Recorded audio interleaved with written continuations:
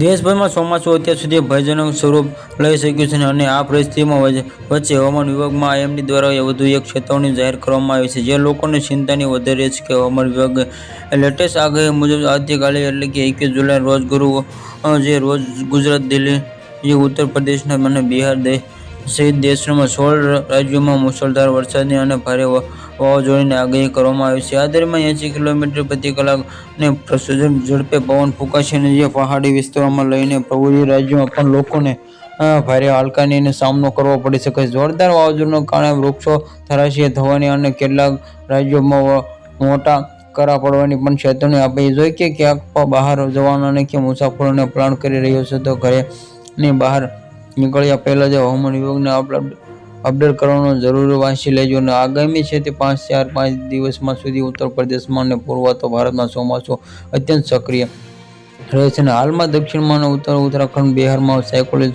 ચક્રવાતી છે, જ્યારે ઉત્તરી પર લો પ્રેશર સિસ્ટમ બનેલી આવતીકાલે 21 જુલાઈ રોજ 16 રાજ્યોમાં ભારે વરસાદની તોફાની અને ચેતવણીઓ આપવામાં આવી છે, જેમાંથી ગુજરાત, ઉત્તર પ્રદેશ, બિહાર, દિલ્હી, હરિયાણા, રાજસ્થાન, ઉત્તરાખંડ, હિમાચલ પ્રદેશ, પંજાબ, જમ્મુ કાશ્મીર, ઝારખંડ, ઓડિશા, પશ્ચિમ બંગાળ, છત્તીસગઢ, મધ્ય પ્રદેશ અને કેરળ સમાવેશ થાય છે. આ તમામ રાજ્યોમાં 70 થી 80 કિમી પ્રતિ કલાકની ઝડપે પવન ફૂંકવાની શક્યતા છે. જેમાંથી ચાલો જાણીએ કે રાજ્યો હવામાનની વિગત માહિતીમાં તાપમાનનો અંદાજ છે.